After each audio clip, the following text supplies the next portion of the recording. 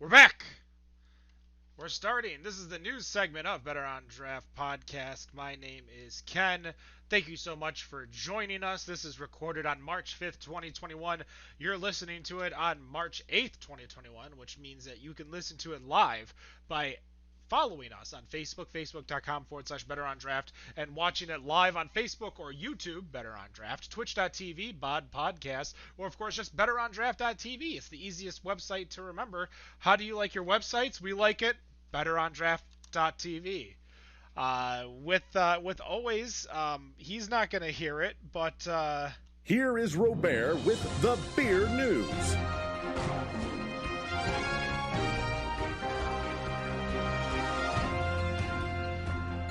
and before we go through, let's get everyone what they're drinking. Dan, what do you got? It got me some more vodka soda. I'm sorry, I'm laughing at Rob. That's what I was doing too. I'm like, what are you? It's like Mark Krim trying to get his last little bit of whiskey in before he goes on the air. Wendy, We love our Mark Krim though. What are you drinking, Wendy? So I took a break from the Redemption Road because it is an almost 11% stout. And I switched over to our friend of the shows, Siren of Stout. Stout from Five Shores and the Siren of Stout Bar Baker. So it is fantastic. I love it. Nicholas. I'm still working on the coffee stout from Modern Times, and still working on the Rising Hope from Parish. I'm afraid to kill this thing because it's so damn good.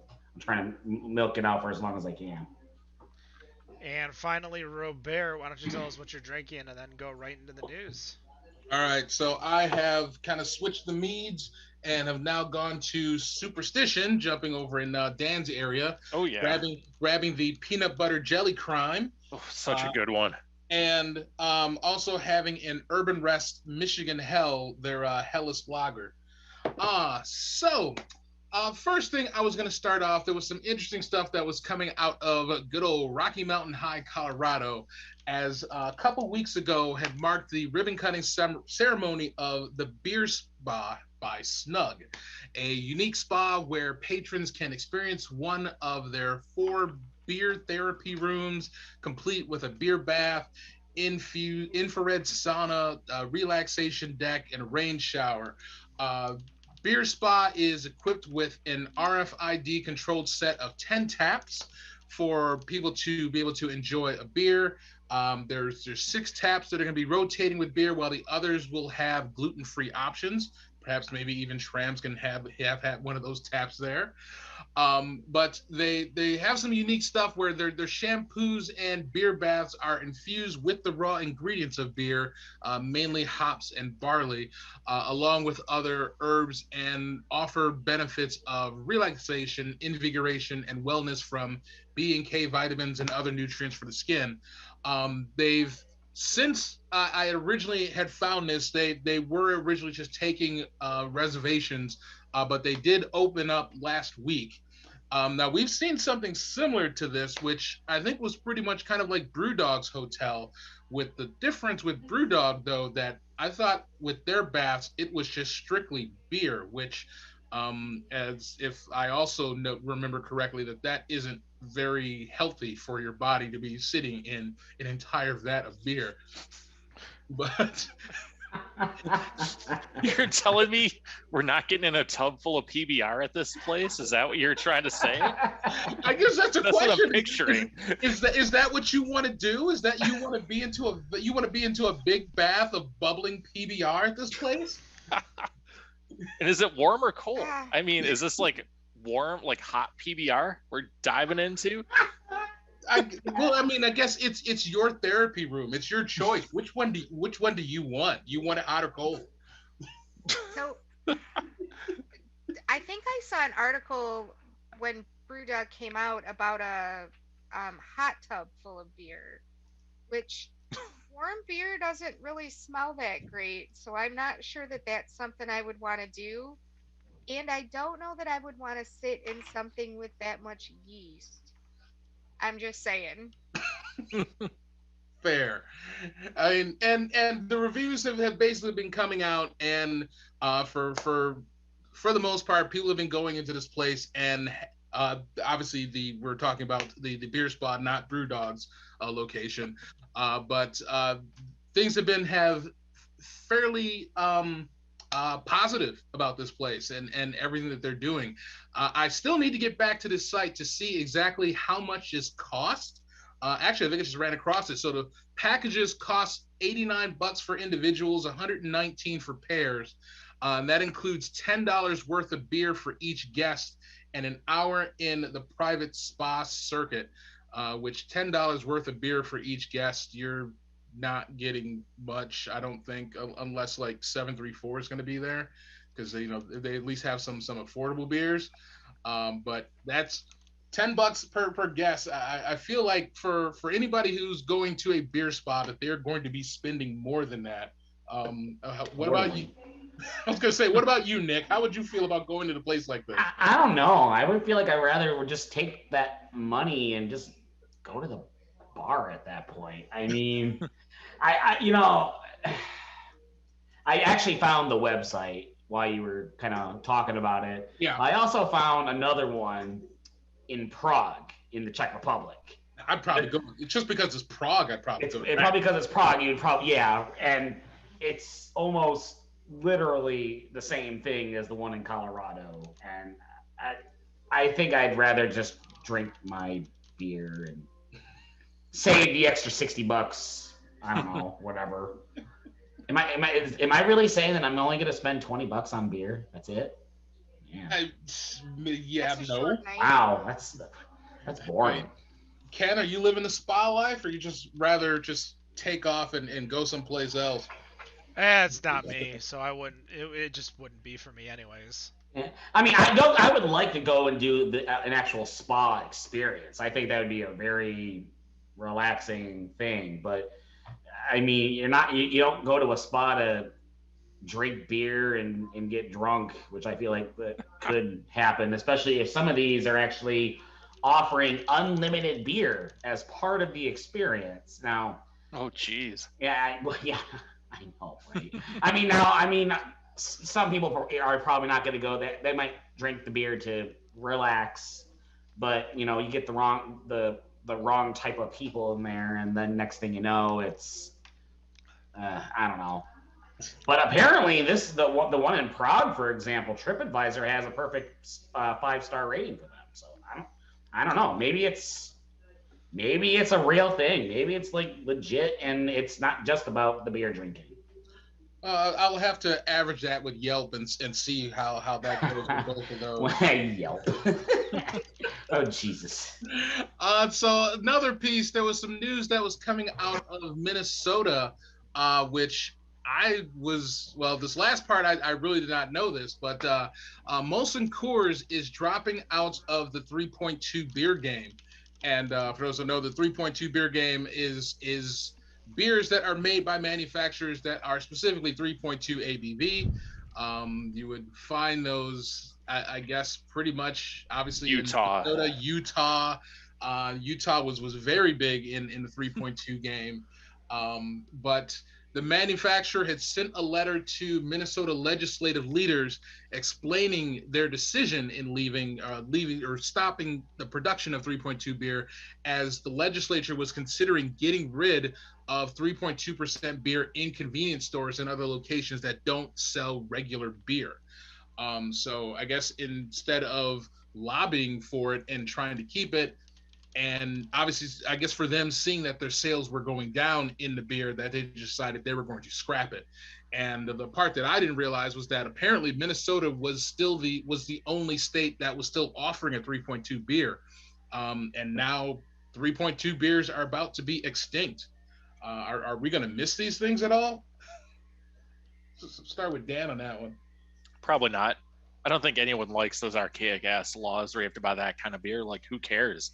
Like, get to the 21st century.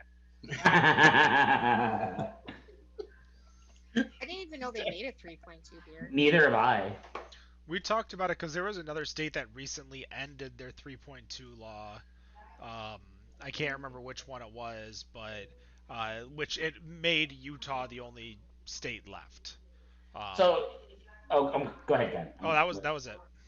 So adding on to this story, Molson Coors wrote a letter to the Department of Public Safety, Alcohol Gaming Enforcement in the state of Minnesota, and they opened out by saying, over the past decade, states like Oklahoma, Colorado, Kansas, and Utah have all got out of the 3.2 game to go for regular full strength beer, and now saying Minnesota's the last one.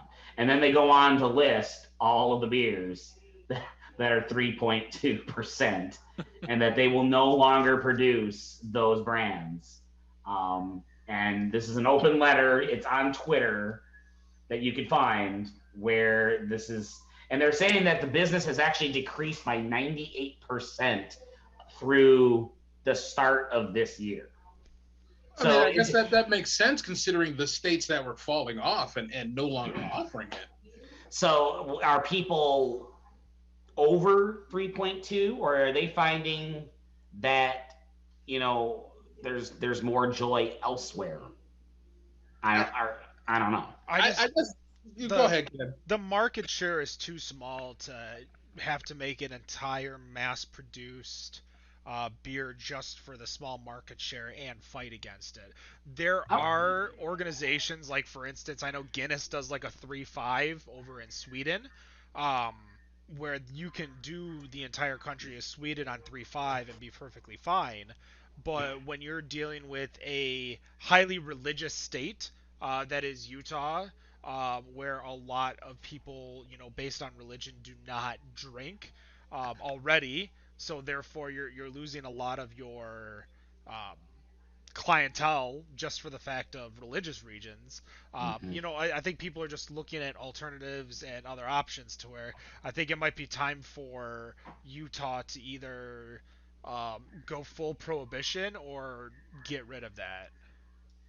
Where was I gonna go with that? I don't Crap! Now I forgot what I was gonna say. Son of a bitch. So is Utah the only state that's doing this now? Because what I heard was that Minnesota's last state doing No, it. they got Utah's the second to last one got rid of theirs, but they bumped it up to a whole 5% about a year or two ago. Yeah, Okay. and you have to have it in a bottle or a can. You can't get draft beer in Utah. My God. Oh, okay. I remember what I was gonna say. Do you suppose it's harder to make 3.2 ABV?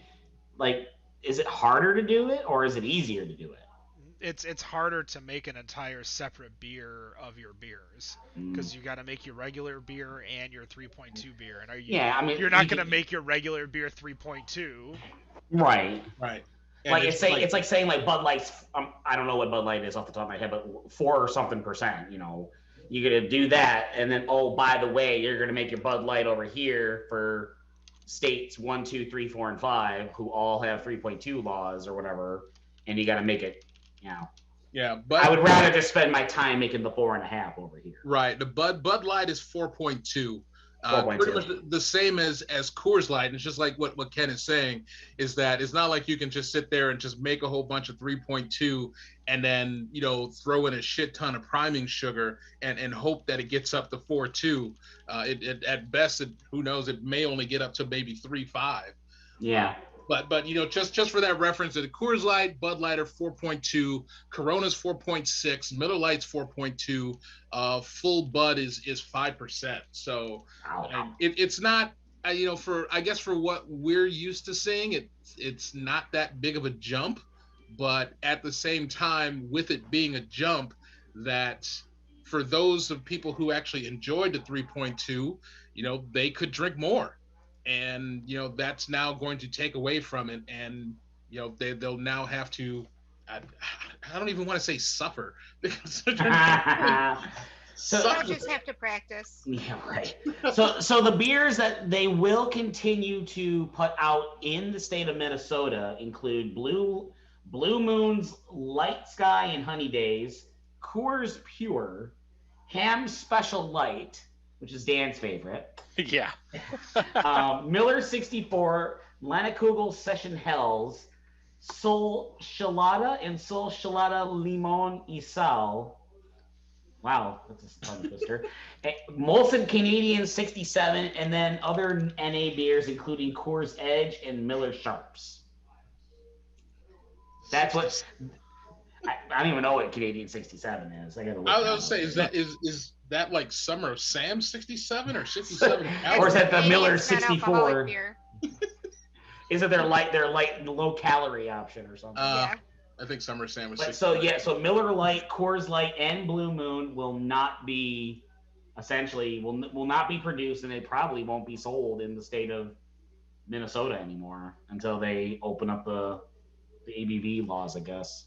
Wow. Well, I guess we'll have to kind of wait and see on that one and see where that goes. It's a good thing we're a beer state in Michigan. We don't have to worry about that. Yes. And speaking of being a beer state, and this one, I didn't know what to really think about this one, but there's a push that's going on in the state of Maryland. Is it a state or is it a Commonwealth? I can't remember anymore. Commonwealth. But the Maryland General Assembly is looking to change the state's alcohol sales law to allow beer and wine on grocery and convenience store shelves. I was not aware there were any states that were still left that could not do this, but apparently Maryland is one of 4 states that are still left where you cannot buy beer in a grocery store. From what I saw on Google, hopefully this is correct, but the other 3 would be Pennsylvania, Delaware, and Alaska. Now, the Maryland Retailers Association is pushing for this change, telling lawmakers that the state's consumers don't have the convenience that 85% of Americans have, which by that law you would say was true. This alcohol sales law, it's was something that came out. It was like way back in 1978. It was 78 law that prohibited chain stores from selling alcohol and denies alcohol licenses to non-state residents. Now, just like I mentioned, it's like they're one of 4 states that still do not allow beer and wine sales in grocery stores. The supporters of this law contend that expanding sales to big chain stores in the state could harm the independent mom and pop shops that rely on sales of alcoholic drinks. Um, I personally would feel that that doesn't seem to be true with what we have here in Michigan and the amount of beer that we have on the shelves at Meijer, at Walmart, at Kroger, you know, any of the other big box grocery retailers that we have in the state. And with our mom and pop like shops like Zatuna, like 8 Degrees Plato, that are out there that are being able to push the products and do well on their own. So I guess I'm curious. This is from your guys' perspective. Does does this really hurt to do something like this? I don't get it. I'll give it to Ken first. I mean, the laws are purely like Puritan style laws, like old school. As much as you said 1970 something, it's still, 78. it's still a mindset from prude areas, prude people. I remember when I went to Baltimore, and I'm pretty sure Dan was the one that was laughing at me because I texted him because I flew in on a Sunday and I couldn't find any beer on a shelf anywhere. Yeah, it sounds pretty familiar. And I was just like, oh, well, I guess I'm going to a bar because that's the only place I could find beer was at a bar. But the more options for people to get the beverages themselves, I think the people will take it. Um, I don't see it really hurting. In Michigan, we have such the phenomena of the party store that not every state has. Um, that like we think it's natural when we walk into a party store, we almost expect beer, wine, and liquor. Um, and some people even get thrown away. Like my local party store does not sell liquor, because obviously that's a separate license than the beer wine. But I think it's just what you expect. I still laugh at the story that I went when I went to Toronto one year and I'm looking for beer and I'm like, hey, I'm looking for a party store, and they're telling me, you mean a place to buy party hats and cakes and stuff, and I'm like, no, like a beer store, and they're the beer store. I was going to say, you need a little bit of a disclaimer on that. So, for everybody who doesn't live in Michigan, a party store is a store that is here that sells liquor, wine, beer, Scratchies, scratchies, scratch offs, lottery tickets, mild Chips. groceries, your hostess pies, and things of that nature. It is They not still Hostess make pies. hostess pies? What year is this? There's always a hostess stand in the party store. always- Let's But be those honest. pies haven't been around in decades. no, Dan, they're still there. They just haven't sold, so they're still Right. on. It's still the same one. Still the wax Yes, wrappers. still the Wax. same ones. So I this- mean, those things do survive a nuclear holocaust. I'm just Yes. saying. So this is not Party City. This is not Party USA.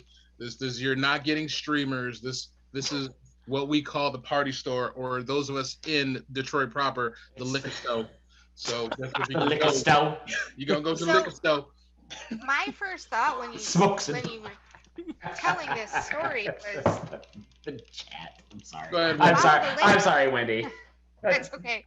My first thought when you were telling this story was, wow, the liquor stores have a really strong lobby in that state. Not Because it seems like that would be the people that would be trying to get it to be not in the grocery stores. But I'll be honest, like I've never been anywhere in Maryland that isn't like a major city. So I don't know what the neighborhood looks like, what their makeup is, like what their grocery store looks like, what their party store, I say that in quotations, looks like. Party So City. maybe they would be hurt if you can get it at another store. I don't know. Yeah, I mean, hell, they probably still they all call pop soda out there anyway. So that's one thing we already have to deal with as it is.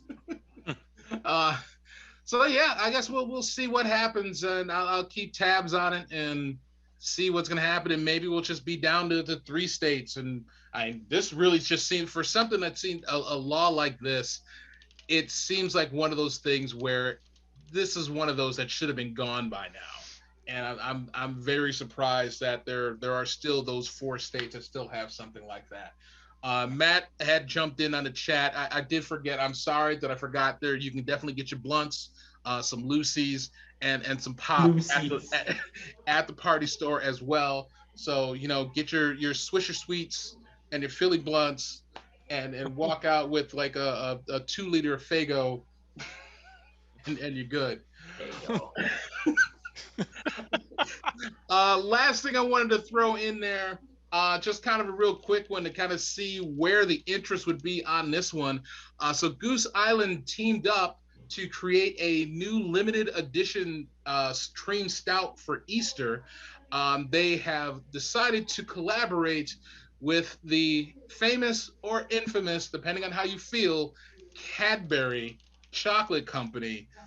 Those who definitely have grown up seeing the Cadbury egg commercials, it is that very same Cadbury, and they have come up with a basically it just kind of looks like a Hershey's chocolate porter that they have put out and actually have just launched, and yeah, I'm not sure exactly how I feel about this, because I was never a fan of the Cadbury cream egg to begin with.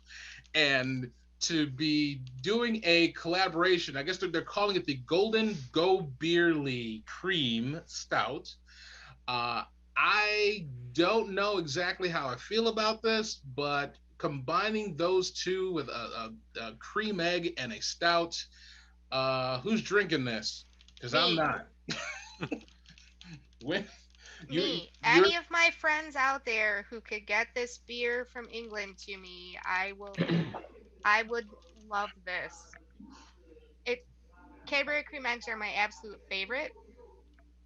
And I had the Hershey stout or the Hershey's porter, and I 100% think that I need to try this Cadbury one. Now, Just the- thinking about it makes me a little dizzy, I'm not going to lie. the thing I'm kind of curious about that is, as just when he said that it is out in the UK, and UK and stouts are usually, I think tend to be a little bit light on the ABV, which this one stays kind of true to form that it's a 4.5% stout. Now, I'm all right with stouts that stick into that low ABV, just because I think they tend to have a little bit more flavor to them, I guess. It's tough. I don't know. It's tough for me to describe sometimes. I don't get it that much. But yeah, I still toss with cocoa nibs, vanilla beans, and Cadbury eggs. Do they put the part that looks like a raw egg into the beer? That's what I think so. That's what it seems like from the article that I read on it. That it's the gooey part of the Cadbury egg that makes it amazing. No, thank you. Nick. I'm just saying. And Ken's just like, no, thank you. No, thank Cadbury you. chocolate from the UK is absolutely amazing. So unfortunately, we don't get the same Cadbury chocolate here anymore. They changed it a couple years ago. So Do I we would have love the to FDA have. to think? I would love to even have a stout made with the Cadbury chocolate, let alone throw it in the Cadbury flavoring. Yeah, I think you're on this ship yourself. I think we're all walking from that. It's good. If any of you can find it, send it my way. Anybody can find that. Let us know, and we'll definitely reach out, see if we can send some by boat or DHL, By boat. something. Yep, Send it by boat. You Like, can email us at wendydrinksbadbeer@betterondraft.com. Hey, just Terrible. because you don't like it man. doesn't mean it's bad. That's true. If you like it, it's a good beer. To you. All right, that I believe is the news. All right. Thank you so much for listening. Again, you can watch us live Fridays at 7 p.m. Eastern, betterondraft.tv. Join us. Don't forget to check out our sponsors, the Tuna Liquor in Rochester Hills and North Center Brewing over in Northville, Michigan. We're going to have a lot of great guests upcoming, so stay tuned. And no matter what you think of your beer, we think it's Better on Draft. Have a good night. Peace. Oh yeah.